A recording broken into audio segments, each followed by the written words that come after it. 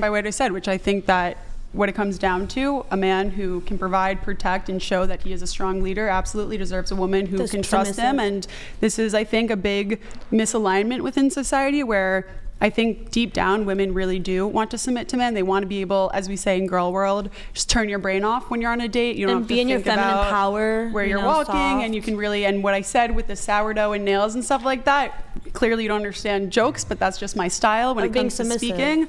I think embracing your femininity, women, because we've been pushed into the workforce and had to unconsciously or unwillingly take on a lot of the male roles, like being the provider, being the protectors, things of that nature, has led women to not be able to embrace their femininity. And so I think in a good relationship, a man will be able to embrace and flourish in his masculinity, and the same with the woman. And whatever that means, being a homekeeper, being a matriarch, being a really soft landing space for her husband to land on, and a good mother, providing that environment.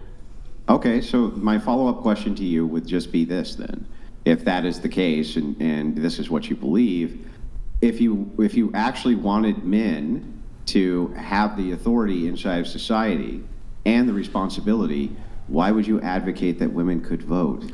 Because I think you keep deleting the most important part of this, which is that not every single man right now and at large, there is a lack of strong fathers. There's a lot of things that lead into, and this is not only a male problem, there's a female problem too. There are a lot of factors that lead into men. This is like the man or the bear question, if we get to that, that I think not every man right now, just being a man doesn't inherently make you worthy of being a leader. I think that you have to show that you are a leader, and this is true across the history of the world. Every single shepherd in the Torah, in the original book, was chosen for a lot of their specific qualities. There's a reason why those men were chosen to be leaders. Same with Donald Trump. There may be other men who share similar qualities to him, but there's a reason why he was chosen to lead, as opposed to any random guy that you can maybe find on the side of the street in LA who's catcalling women. I think that men who are worthy and live up to what it means to be leaders and protectors, and also have kind hearts, not softies, but just overall good men, in my definition of it, I think those men are worth leading. And I don't think just because you're a man that automatically makes you a perfect, amazing leader. We've seen that throughout all of society. So how is this argument not actually contradictory? Because you're saying essentially that you need to reduce men's authority because you don't think that they're in a good position to lead women. You don't think that men in society are good enough leaders, and since they're not good enough leaders, you need to have authority so that. When did I say? And sorry to cut you off, but I'm saying this is. When did I say any of that? I'm explaining. This is an logical entailment of your argument. If you say to me, I'm advocating that women be able to vote because there's too many men in society who, if we give authority to, are going to lead me wrong, then you're actually saying that you need to have authority so that you can determine who's a leader and who isn't a leader, that actually is stripping authority away from men. Like, this is the logical entailment. I don't see a way around it. No, I think you're just taking it how you take it, which no matter how I say it, you're just interpreting it and saying what you want to say. I've said a million times. What's illogical about what I'm saying? I didn't say the word illogical. You keep taking what I say and then just changing what I'm saying and then saying, so you're saying this. And then when I say, no, I didn't say that. It? When did I say that we should take power away from men? When did I say that we should take power away from men? When did I say that? Once. I'm showing you the entailment of the logic. Here, I'll literally break down. Really simple. Here, I'll show you. So premise one. I don't need you to show me. I need you to tell me when I said that, because I'm saying what I say, and you're telling me what you think I genuinely believe, and you still won't address the point. But he can talk over me whenever he wants. But then if I talk over him, it's because I'm a woman who wants to have men removed from society. Look, I've moderated Andrew tonight. You got to let him finish. How many times can you tell me what I think I said and what I think I mean? Hear him out. Hear him out. Keep saying that, though. Okay, stop. Just go ahead, Andrew. So it's just like this. Just premise one, men need to lead. Okay. Premise two, in order for men to lead, they need to have authority. Premise three, women need to vote. Premise four, why do women need to vote? They need to vote because men aren't adequately leading, so women need to have authority. That's the entire syllogism. So then the conclusion is men are not capable of leading, so women need to have authority so that they can pick the men that need to lead them. So it's actually stripping authority away from men. I don't know a way around that. Like, I'm literally reducing it. And you still haven't addressed again, that was not what I said. I didn't say men need to lead. I said they should lead. Ideally, men should be the leaders of society. But I don't think, you still won't address 15 times over. You're telling me what you think I said, but you won't address the one point, which is there has been a decline in what it means to be a man in terms of masculinity, in terms of chivalry, everything like that. Across the board, there has been a decline. So if you agree with me that men are not, and this isn't only a male thing, but just speaking about men as leaders, that men at large, there has been a decline of what men's role in society has been, what they feel to be a man, and all of that combined means that right now, doesn't mean we should take authority away from men. It's the one thing you won't address is that I think we as a society, as women, as men, as Americans, as whatever, should work towards getting back to a place where men and women are more strong and embrace their femininity and their masculinity. And I think that will lead us to a better place where women who can embrace their femininity will naturally approach matriarchy. They will naturally say, wait, maybe, you know what, I actually don't love my corporate job. I know a lot of women who have convinced themselves that being powerful and that they need to work for 30 years and make $1 million and then they'll have kids in their 40s. And then I personally don't agree with that. And I think that if we as a society get back to a place where originally women were not expected to be in the workforce, things of that nature, then men hopefully can recover in whatever that means to them, and masculinity can become something that means more to them and is not seen as like I'm not done. Toxic masculinity, all of that stuff. I'm almost done. You can wait. All of that toxic masculinity stuff has taught men to feel bad about themselves and not embrace their masculinity. So I think the most important part of this is not stripping away power from men or saying women are better to lead. I think we need to focus on fixing that issue, whether it's through strong fatherhood, whether it's through stopping this idea that everybody's saying toxic masculinity anytime a man wants to actually act like a man, opening the door for a woman and a woman gets offended. I think moving away from that as a society will get us to a place where men at large will be better equipped to lead society. And it doesn't mean that right now, I'm not saying if I really meant it, I would say it. I'm not having any secret arguments. I'm saying what I mean, which is the step one, I think ideally, men should be the leaders. And the step to get there is to fix masculinity.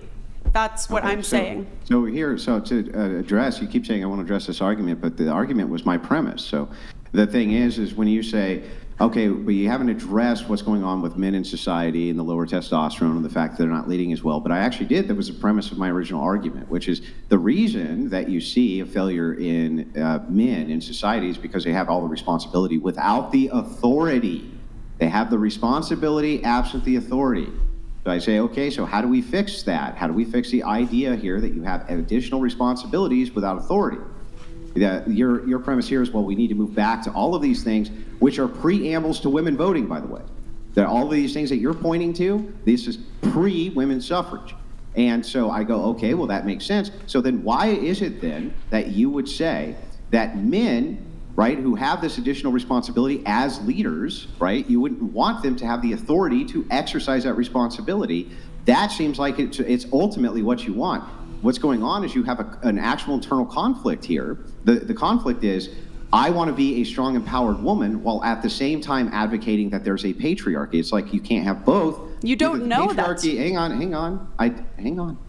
Either the patriarchy is empowered with the authority to lead, or it is not. And if you say it's not empowered with the authority to lead, women need to be able to select the leaders. You have a matriarchy then, not a patriarchy. You have a second class that has additional responsibilities women don't have, but have a limited amount of authority or equal authority to women. That's the opposite of patriarchy. It makes no sense.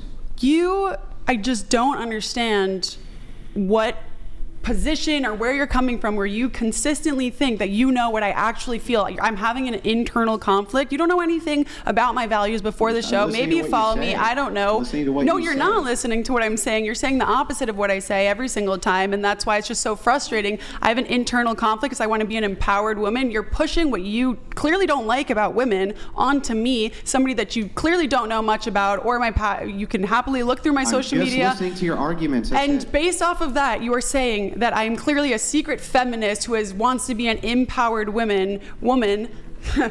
Finally said it right for everybody else, but you're telling me that based off absolutely what? Nothing. Absolutely nothing. Logic. I'm showing you logic. No, that's not logic. That is you trying to push what you think about women onto me, trying to catch me in something. I'm just showing you a logical position. What have I said Or what have I displayed throughout my life that shows that I want to be an empowered woman where men are on the sidelines and don't have power? You are advocating that women vote. If you advocate women vote, the entailment is women have authority. Well, women can vote. Hang on. I'm answering your question. So if the entailment is that women have authority and equal authority to men, that's not a patriarchy. It's the opposite of a patriarchy. That's no longer a patriarchy. So if men have additional responsibility, right, but they only have equal authority, then they don't have the authority to lead. They don't have the authority to lead because you can negate their authority anytime you want.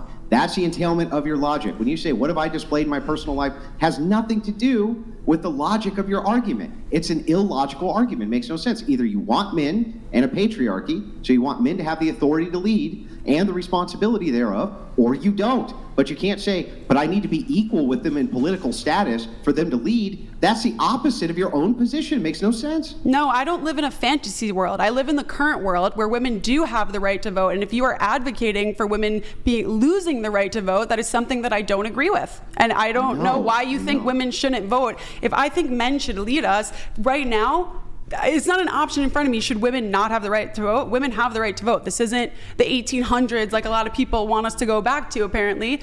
This is modern history. And if you're asking me if I would repeal this, no, I would absolutely not. If I think in an ideal society, men should be the leaders of society, yes, but I don't understand why you think you're catching me. How do you want them to lead? How do I want them to lead? Without authority to lead, how? Well, why do you think that you said it yourself, that the only reason the downfall of masculinity and all this stuff is because men don't have the authority to exercise their leadership? Correct, yeah. That's the only reason that men and masculinity has declined?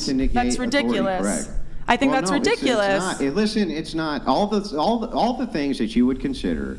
Like if I told you to point to a time where you thought men were strong leaders, you'd point to the greatest generation that my grandpa's in. Hang on. You would point to pre-suffrage. If I asked you when were men better men, you'd point to pre-suffrage. If I asked you any of these things, you would point to pre-suffrage. How do you know? You haven't asked me. This is exactly what you've been doing the whole time. You have this idea. When were men better men? Tell me.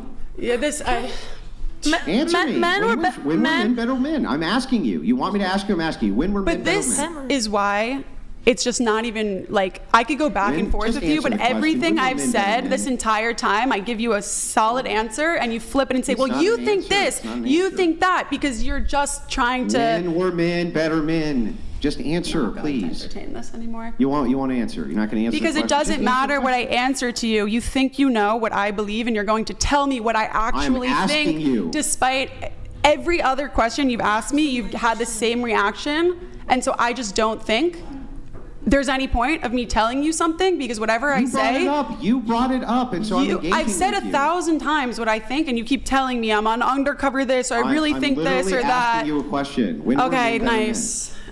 When were men better men? Can you answer the question? I don't know why we need to do a bunch of emotional outbursts. Can you just answer emotional outbursts? You called me a covert feminist, saying all these personal attacks because I said what? That I think women should vote? No, I'm giving you declarative statements of fact. I haven't personally attacked you at all. Okay. So the thing is just very quickly, can you just tell me when you think men were better men? When? No. What's the time period? I'm not going to. Of course not. Of course not. Right. Okay. Can I do it, Andrew? I can't force her to engage in the conversation, but